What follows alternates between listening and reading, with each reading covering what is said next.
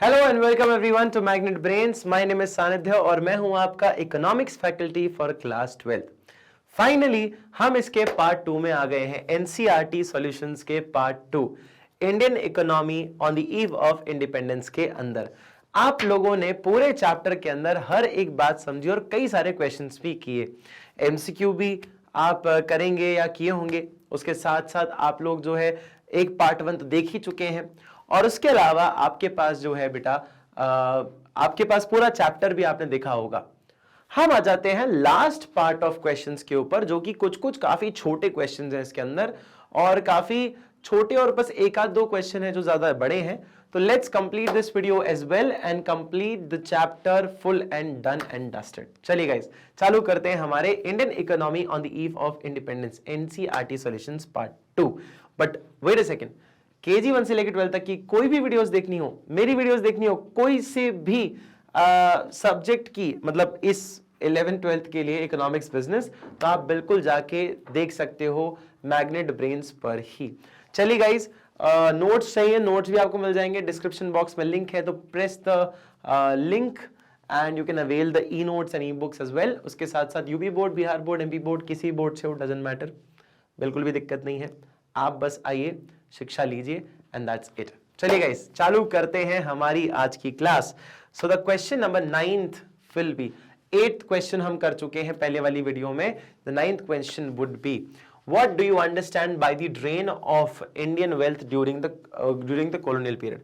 Colonial period में बेटा जब ब्रिटिशर्स थे तो उन्होंने हमारी वेल्थ को ड्रेन किया है, हमारे यहां से रिसोर्सेज लेके गए, बाहर अपनी वेल्थ क्रिएट करी और हमारे, बेसिकली हिंदी भाषा में बोलूं तो हमें सोने की चिड़िया बोला जाता था। हमारे पास we were very rich in resources, we were very rich in minerals, we were very rich in all the aspects, metals as well. हमें बस लूट लूट कर हमारा एक्सप्लॉयटेशन किया गया। 200 साल तक हमें राज किया गया, 200 साल तक हम पे राज किया गया। उससे पहले बहुत सारे लोग भी आए हमारे यहाँ पे और न जाने कितने लोग कितना लूट कर हमें गए।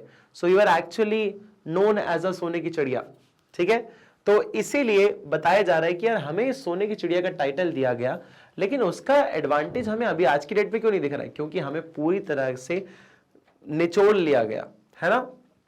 चलेगा, the Britishers exploited India in every possible way, हर एक पॉसिबल वे में इंडिया को एक्सप्लॉइट किया गया, इंडिया को एक्सप्लॉइट किया गया। Raw materials from India was exported and expensive finished goods were imported to India.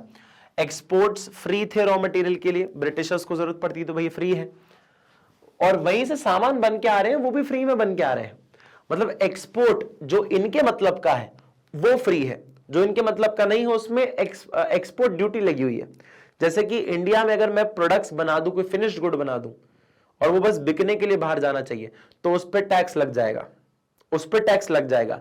और अगर मैं रॉ मटेरियल दे रहा हूं ब्रिटेन को फ्री में ब्रिटेन के पास जा रहा है। अच्छा, the heavy administrative cost in the form of wages, salaries of the administrative staff related to running the colonial rule in India, the expenses incurred in fighting wars were borne by revenue generated in India. All these led to drain of India's wealth. India की wealth को drain करने के लिए ये सारी चीजें करी गई, ये सारी चीजें इंडिया की वेल्थ को ड्रेन करने के लिए करी गई। रॉ मटेरियल भी हम सस्ते में ले लें और प्रोडक्ट भी हम महंगे पे बेचें, ये इनकी स्ट्रैटेजी थी। मतलब अपना ही बेनिफिट करना इनका पर्सपेक्टिव यही था, और कोई दूसरा पर्सपेक्टिव ही नहीं था, ठीक है। चलेगा, which is regarded as the defining year to mark the demographic transition from its first to the second decisive stage।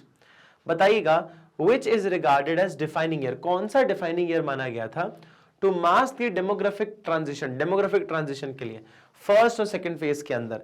बेटा सबसे पहले 1921, the year of great divide, जिस नाम से जाना जाता था एज द डिफाइनिंग ईयर, क्या हो रहा था बेटा? Because prior to 1921 the population growth in India was stagnant. जो पॉपुलेशन थी 1921 से पहले वो काफी स्टेबल थी, काफी कुछ ग्रो नहीं कर रहा था। India was in the first stage of demographic transition till 1921 that was characterized by the high birth rate and high death rate. After 1921, In the second stage of transition, the India's population growth never declined and showed a consistent upward trend. बेटा 1921 से पहले यहां पे ना death rate बहुत ज्यादा था, death rate बहुत ज्यादा था, बर्थ रेट भी बहुत ज्यादा था। लोग बच्चे इसलिए कर रहे थे ज्यादा क्योंकि आधे से ज्यादा बच नहीं पा रहे थे, क्योंकि हेल्थ फैसिलिटी थी नहीं, सैनिटेशन था नहीं, और बच्चे बहुत फ्रेजाइल होते हैं, बहुत ही फ्रेजाइल होते हैं, उनको बहुत मतलब प्यार से, बहुत सैनिटेशन के साथ, बहुत अच्छी हेल्थ केयर फैसिलिटी के साथ उनको पालना पड़ता है, वरना उनको थोड़ी सी बीमारी लग जाएगी, बहुत नाजुक होते हैं, दे वोंट सर्वाइव। इसलिए इन्फेंट मोर्टालिटी रेट भी हमारे देश का उस टाइम पे बहुत ज्यादा था। सो डेथ रेट वगैरह भी बहुत ज्यादा था इस देश का, और 44 की जो थी ईयर्स की वो लाइफ एक्सपेक्टेंसी थी, क्योंकि लोग इतने मर रहे थे कि आपको समझ आ रहा था कि यार 44 ईयर्स जो है सिर्फ एक लाइफ एक्सपेक्टेंसी है मैक्सिमम, मतलब average, sorry not maximum, average. बेटा 44 years is the life expectancy of India, मतलब आपको काफी ज्यादा प्रॉब्लम्स वगैरह आई हैं। उसके बाद 1921 के बाद जो है सेकंड फेज में देखा गया, फर्स्ट फेज की बात की अपन ने, यह है फर्स्ट फेज, यह है सेकंड फेज, सेकंड फेज। तो सेकंड फेज के अंदर डेमोग्राफिक, मतलब डेमोग्राफिक का मतलब है स्टडी ऑफ पॉपुलेशन, ठीक है। तो सेकंड फेज के अंदर देखा गया कि हम लोग है कंसिस्टेंटली राइज कर रहे थे। क्या कर रहे थे बेटा? हम कंसिस्टेंटली राइज कर रहे थे, कॉन्सिक्वेंटली हम लोग राइज कर रहे हैं, हमारा किसी भी एस्पेक्ट में कोई कमी नहीं हो रही। वी वर कॉन्स्टेंटली राइजिंग, एक बार कुछ 11% से राइज किया, फिर 13.5%, फिर 14-14.5% के आसपास ग्रोथ रेट था हमारा। देन वी डिसाइसिव, मतलब हम लोग डिसाइसिवली ग्रो करते गए करते गए करते गए, and then we came to a decent population के ऊपर, ठीक है। जरा देखिएगा इस वाले क्वेश्चन को, देखिए जरा, बताइए क्या आपको समझ आ रहा है। Give a quantitative appraisal of India's demographic profile during the colonial period. Colonial period के अंदर हमें एक डिसाइसिव एक डेमोग्राफिक प्रोफाइल जो है बतानी है क्वांटिटेटिव अप्रेजल के साथ। चलो जी ठीक है, जरा देखते हैं। The first census in colonial India was conducted in 1881। सबसे पहला जो ऑफिशियल जो कॉलोनियल वो था, सेंसस था, मतलब आपकी जो पॉपुलेशन का लिए जो किया जाता है, it rose from 23.87 crores to in 1891 fell to 23.83 crores। मतलब अगले कितने साल, 10 सालों में पॉपुलेशन थोड़ी कमी हुई है, मतलब पैदा लोग ज्यादा नहीं हो रहे, कम हो रहे हैं। इन 1901 it rose again, थोड़ी सी बड़ी, and in 1911 but again fell in 1921 कि भैया 1911 में फिर से बढ़ी, ठीक है, 1911 में फिर से बढ़ी। पहले तो देखो 23.87 करोड़ जो थे 1981 में बढ़े, फिर उसके बाद मतलब कितना 1990 में ये थोड़ी सी फॉल हो गई 1901 में, फिर 1911 में ये फिर से बढ़ी और फिर गिर गई 1921 में। From 1921 onwards, it has shown a consistent rise, और उसके बाद consequently rise करते गए। Therefore, 1921 is regarded as the defining year to mark demographic transition from first stage to second stage. The other demographic indicators related to social development were also not encouraging during the colonial period। बेटा colonial period के अंदर ना सब बस काम हो ही रहा था, बस चीजें अपने अनुसार चली, मतलब अपने अनुसार कुछ नहीं हो रहा था, बस चीजें हो रही थी। अब वो अपने अनुसार हो ना हो उसकी बात ही नहीं है। बच्चों की डेथ बोलो, यंगस्टर्स की डेथ बोलो, काफी सारे रीजन, पैसा नहीं है खाने पीने के लिए, पॉवर्टी बहुत ज्यादा है, पॉपुलेशन बहुत ज्यादा है, इंडस्ट्रीज डेवलप नहीं है, लाइवलीहुड के सोर्स नहीं है, सरकार मतलब ब्रिटेन गवर्नमेंट कुछ भी फर्क नहीं पड़ता उनको, एकदम क्रूअल थे ब्रिटिशर्स जो हम बोलते हैं। क्यों? क्योंकि उनको इतने सारे लोग मरते हुए दिख रहे हैं, फेमाइन कंडीशन में, खाने के लिए पैसा नहीं है, खाने के लिए चीजें नहीं है, कहां से लाओगे, कैसे सरवाइव करोगे। These were the overall literacy level was less than 16%। Overall literacy कितना था? 16% के आसपास से भी कम था। फीमेल लिटरेसी कितना? About only 7%। 7% लोग ऐसे हैं फीमेल्स हैं जो अंगूठा लगा सकती, सॉरी साइन कर सकती है और पढ़ सकती है, बाकी सब क्या है, अंगूठा छाप। अंगूठा छाप मतलब इलिटरेट, इलिटरेट मतलब कि वो नहीं लिख सकती। अंगूठा छाप उसको बोलते हैं where the person does can not sign, they only can press the ink, like apply ink on the thumb and they can press any document, कि भैया मैं साइन नहीं कर सकती तो भैया मैं ये थंब लगा देती हूं as an approval. Infant mortality rate was quite high at 218 per 1000 birth, मतलब 1000 बच्चों में से 218 बच्चे अपना दम तोड़ देंगे साल भर, पैदा होने के बाद 1 साल के अंदर। लाइफ एक्सपेक्टेंसी लो एट 32 ईयर्स, 44 ईयर्स के आसपास भैया हमारी लाइफ एक्सपेक्टेंसी थी, है ना। अलग अलग पीरियड में अलग अलग आपकी लाइफ एक्सपेक्टेंसी रही है, तो ऐसा कुछ नहीं है, ठीक है बेटा। This is something was really serious. Question number 12, highlight the salient feature of India's pre-independent occupational structure. Independence occupational structure के बारे में जरा कुछ salient feature को highlight करिए। सबसे पहले the following are the salient feature of India's pre-independence occupational structure. Predominance of agriculture under the colonial rule, India was basically an agrarian economy, मतलब एग्रीकल्चर बेस्ड इकोनॉमी थी, जिसमें 70 से 75% जो वर्क फोर्स है वो किसमें काम कर रही है, किसमें एंगेज्ड है, डायरेक्टली या इनडायरेक्टली एंगेज्ड है, एग्रीकल्चर से, किसानी से ही डायरेक्टली या इनडायरेक्टली एंगेज्ड है। 70 से 75% पॉपुलेशन इस देश की, 70 से मतलब 4 में से 3 आदमी किसानी कर रहा है, 4 में से 3 आदमी किसानी कर रहा है, ठीक है, उस पर डिपेंडेंट है, किसानी पे डिपेंडेंट है। Due to the massive poverty, इतनी गरीबी होने की वजह से, इलिटरेसी होने की वजह से, ड्यूरिंग द कॉलोनियल रूल गरीबी थी इसलिए एजुकेशन नहीं कर पाए। कॉलोनियल रूल के अंदर a large proportion of the population was engaged in the farming and related activities to earn their living. बेटा इसलिए बोला जाता है कि एजुकेशन क्यों जरूरी है, क्योंकि अगर आप एजुकेटेड नहीं होगे तो भैया क्या है, एजुकेटेड नहीं है इसलिए किसानी कर रहे थे, एजुकेटेड होते तो कहीं नौकरी लग जाती। समझ आया? तो it's not a forceful thing what your parents से, बट इट्स मोर लाइक कि आपको सर्वाइव करने के लिए बेसिक एजुकेशन क्राइटेरिया तो होना ही पड़ेगा। Lack of opportunity in industry, only a small portion, proportion, एक बहुत ही स्मॉल प्रपोर्शन है पॉपुलेशन का, was employed in manufacturing industry, बहुत ही ज्यादा कम, बहुत ही कम परसेंट ऑफ लोग जो थे वो किसी इंडस्ट्री के अंदर एम्प्लॉयड थे, क्योंकि वहां पे होना भी भैया अपने आप में थोड़ा सा बड़ी बात थी, क्योंकि पहले तो इंडस्ट्री नहीं है इतनी, दूसरी बात जो भी है उधर काम मिलना इतना आसान नहीं था, पूरे देश में इतनी अनएम्प्लॉयमेंट की कंडीशन थी। Only 10% of the total work force were engaged in the manufacturing and industrial sector, पूरे देश का सिर्फ 10% ही मैन्युफैक्चरिंग और इंडस्ट्री में काम कर रहा था बस। Unequal distribution among sectors, unequal distribution था, there was unequal distribution of occupational structure among the, primary के अंदर, सेकेंडरी के अंदर और सर्विसेज के अंदर, सबके अंदर अनइक्वल डिस्ट्रीब्यूशन है, कुछ भी इक्वली ट्रीट नहीं किया जा रहा है, ठीक है, चलेगा। रीजनल इंबैलेंस, बेटा बैकवर्ड 80% लोग, 85% लोग गांव में रह रहे हैं, अर्बन एरियाज ही डेवलप नहीं है, जो आज देखते हो आप डेवलप्ड एरियाज वो पहले थे ही नहीं। देयर वर, जो आपके मॉम डैड या दादा दादी बोलते हैं ना, पहले बेटा ऐसा कुछ हुआ ही नहीं करता था, वो इसलिए क्योंकि रीजनल इंबैलेंस था, ठीक है। There were regional variations in the occupational structure of India, the Madras presidency, Bombay and Bengal experienced a fall in agriculture workforce और इंक्रीज क्या हो गया, occupational share of manufacturing and service.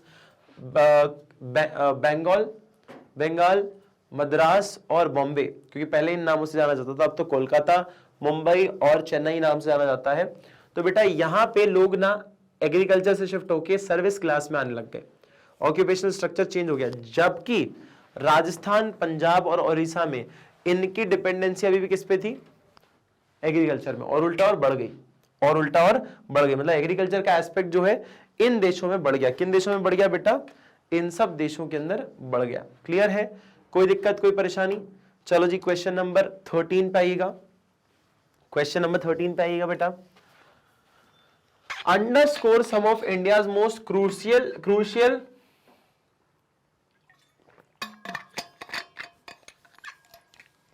under some of the most crucial economic challenges at the time of independence, independence के time में underscore some of the most India's most crucial economic challenge, India का सब one of the most कौन सा crucial economic challenge का time था वो बताइए।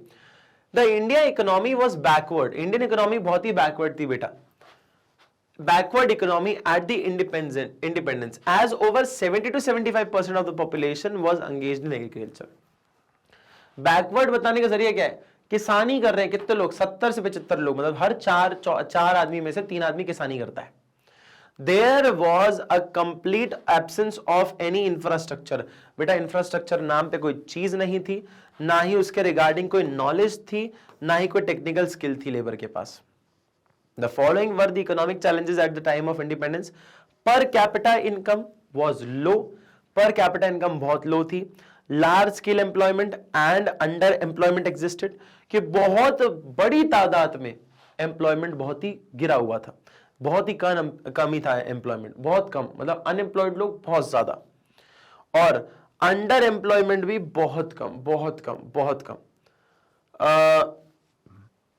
आपका agriculture sector and industrial sector both were in dismal condition, agriculture sector और इंडस्ट्रियल सेक्टर बोथ जो है क्या है बेटा, डिसमल सी कंडीशन में थे। कैसी कंडीशन में थे, काफी ज्यादा मतलब स्ट्रगल कर रहे थे, क्योंकि इनके पास भी टेक्नोलॉजी नहीं थी कि ढंग से काम कर सके, है ना, ढंग से काम कर सके ऐसी टेक्नोलॉजीज भी नहीं थी इनके पास, राइट। चलिए जी, When was India's first official census operation undertaken? बेटा बहुत सिंपल है, आप लोगों ने अभी देखा इंडिया का फर्स्ट सेंसस जो हुआ था वो 1881 में हुआ था। कब हुआ था? 1881। Hence it's going to be your right answer। आप बाकी लिख सकते हो कि इंडिया का सबसे पहला जो ऑफिशियल सेंसस हुआ था वो 1881 में हुआ था, पूरी एक लाइन लिख सकते हो, ठीक है। चलिए आइएगा नेक्स्ट क्वेश्चन पे, indicate the volume and direction of trade at the time of independence. बताइए डायरेक्शन और वॉल्यूम ट्रेड का इंडिपेंडेंस के टाइम। बेटा क्या ट्रेड का इंडिपेंडेंस के टाइम पे क्या था? सुएज कैनाल की अपन ने कुछ बात करी होगी, है ना। At the time of independence India was a major exporter, India बहुत मेजर एक्सपोर्टर था किसका? रॉ मटेरियल्स का, सच एज कौन कौन से? Raw silk, cotton, wool, sugar, indigo, jute, ऐसे अलग अलग टाइप के कई सारे रॉ मटेरियल का सप्लायर था।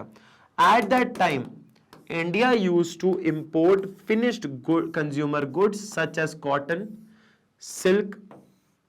Cotton silk and light machineries from factories of Britain. Britain में जो भी कॉटन की चीजें बनती थी, क्योंकि कॉटन यहां से रॉ मटेरियल के रूप में जाता था, वहां से कॉटन के प्रोडक्ट्स आते थे, सिल्क के प्रोडक्ट्स आते थे, या मशीन्स आती थी, वो मशीन ब्रिटेन की फैक्ट्रीज में बनती थी और यहां पे आके बिकती थी इंडिया में आके।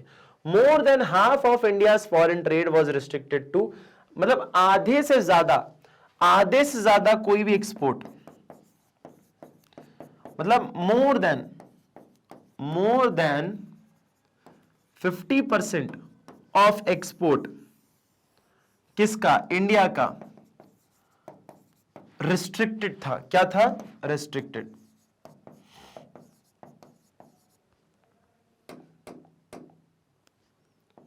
वॉज रिस्ट्रिक्टेड, मतलब आधे से ज्यादा इंडिया का जो एक्सपोर्ट है वो रिस्ट्रिक्टेड था। किसको?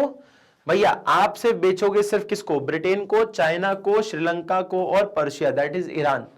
ईरान को बेचोगे, श्रीलंका को बेचोगे और सिर्फ ब्रिटेन को बेचोगे, क्योंकि इनकी वो थी डिक्टेटरशिप थी, इनको अपने आप को बेनिफिट कराना है, तो आप सिर्फ ये 3-4 कंट्री को बेच सकते हो 50 से ज्यादा % एक्सपोर्ट्स, उसके अलावा किसी को अलाउ नहीं किया जाएगा, ऐसा भी था।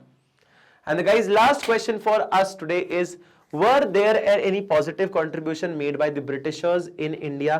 कोई पॉजिटिव कंट्रीब्यूशन था क्या? चलो देख लेते हैं। सबसे पहले था मोटिव बिहाइंड द ब्रिटिशर्स। पहली बात तो कोई पॉजिटिव कंट्रीब्यूशन, उनका जो मोटिव था वो हमें बेनिफिट करना नहीं था, खुद को बेनिफिट करना था, और उसमें हमारा थोड़ा सा भला हो गया। The motive behind the British rule in India was colonial exploitation. क्या था? कोलोनियल एक्सप्लॉयटेशन का पार्ट था। But the means also resulted in some positive side effects which are as under political and economic unification,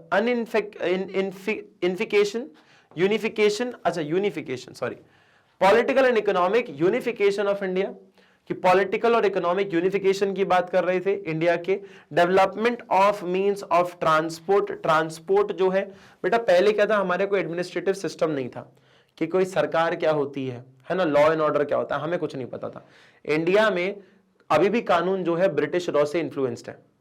British law और Indian law में बहुत सारी similarity, for example जैसे Indian contract act 1972 में section 14, section 15 free section 15 coercion नाम का एक concept है, जिसमें मतलब कि आप किसी से कॉन्ट्रैक्ट में हामी दिलवा सकते हो। अगर आप मतलब किसी ने आपके ऊपर बंदूक रख के बोला है कि अपने घर के कागज साइन करके मुझे दे दे, मैं पैसे दे रहा हूं तेरे को 5 लाख रुपए, तू मेरे को घर के कागज साइन करके दे और इसमें इसको घर से बाहर निकाल दूं, तो बेटा ये कोर्ट में जाके बोल सकता है कि मुझसे कोवर्जन में साइन करवाया गया कॉन्ट्रैक्ट, मतलब मुझसे दबाव डाला गया था, गन पॉइंट पे साइन करवाया गया।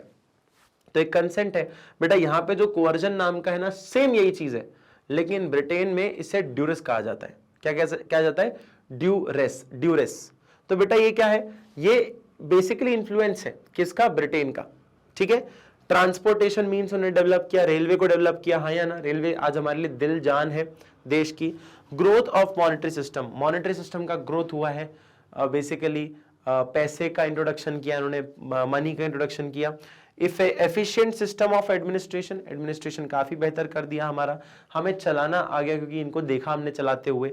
और चेक ओवर फेमाइन, फेमाइन के ऊपर चेक करना भी हमने देखा कि यार सिर्फ और सिर्फ पैसों के पीछे मत भागो, अगर खुद के लिए ही खाना नहीं बना पाए तो दिक्कत हो जाएगी। ठीक है, समझ आए बच्चे? पॉलिटिकल एंड इकोनॉमिक यूनिफिकेशन क्या है? Prior to the British rule the Indian subcontinent was divided into small and fragment territories ruled by different dynasties. The British government took over the control of these territories and unified the country politically and economically. बेटा simple सी बात है, पहले बहुत अलग अलग सबकी dynasty होती थी, सबका अपना अपना एक राज्य होता था, जिसको मिलाकर इन्होंने एक भारत बनाया और ऐसा गवर्नमेंट फॉर्म करी कि हम चलाते हैं। Development of means of transport, transport के मींस से देखा जाए तो क्या था? ऑल्दो इनको सबको अपने आप को बेनिफिट करना था, पर इन ट्रांसपोर्ट में हमारे क्या बेनिफिट कर दिया? रोड बना दी और रेलवे सिस्टम बना दिया फॉर पर्सनल बेनिफिट, खुद के बेनिफिट के लिए। Yet these opened up new opportunities of growth and help the country, country का मतलब कल्चर को ना यूनिफाई किया इन्होंने, हम एक दूसरे की तरफ आ जा सकते हैं, इस सब चीजों को इन्होंने काफी आसान बना दिया। Growth of monetary system, colonial rule helped the country to shift to barter system से किस में चेंज कर दिया इन्होंने इनको? Monetary system. बार्टर सिस्टम मतलब C2C इकोनॉमी, सामान के बदले सामान, यहां पे पैसे का इंट्रोडक्शन ब्रिटिशर्स ने किया। These monetize system helped the country to benefit from large scale production, large scale production से भी बेनिफिट किया इन लोगों ने हमारे देश को। ठीक है बेटा। Check over famine, roads and railways developed, the Britishers worked as a great check on occurrence and impact of famine. Road और रेलवे बनने से हमें देखने को मिल गया कि कहां पे बेटा कमी हो रही है, कहां पे कमी हो रही है अनाज की, जहां पे ट्रांसपोर्ट करवाया जा सकता है। These helped in transporting food supplies to affected areas in case of drought, के मतलब कहीं सूखा पड़ जाए तो ट्रेन वेन के थ्रू आप सामान वगैरह पहुंचा सकते हो। एफिशिएंट सिस्टम ऑफ एडमिनिस्ट्रेशन मतलब क्या? The Britishers left behind efficient system of administration. अच्छा एग्जांपल सेट किया कैसे चलाया जाता है, मतलब भले ही हमें एक्सप्लॉइट किया गया हो लेकिन कैसे चलाई जाती है सरकार, वो हमें एक एग्जांपल दे दिया। They also made exhaustive records of every plan, policy, agreement. This system of administration and record keeping helped the independent India administration to efficiently manage the country. Country को मैनेज करने के लिए एक अच्छा खासा रिकॉर्ड कीपिंग कैसे रखते हैं, ये सब चीजों को कैसे मैनेज करते हैं, वो सब एक अच्छा एग्जाम्पल सेट करके सिखा के गए। तो बेटा फाइनली हम आ गए हमारे चैप्टर के एंड पे, and we end the chapter. बेटा हमारे पास KG 1 से लेकर 12 तक की सारी वीडियोस हैं, सारे के सारे बेस्ट टीचर्स से। तो आप अगर चाहें तो आप सानिध्य सर की वीडियोस भी सारी मैग्नेट ब्रेन्स के चैनल पर ले सकते हैं। बेटा आप चाहें तो CBSE English medium, spoken English, CUET, NTSC, olympiad, CBSE Hindi medium के लिए अलग चैनल भी है हिंदी मीडियम का, उसको भी जाके सब्सक्राइब कर सकते हो।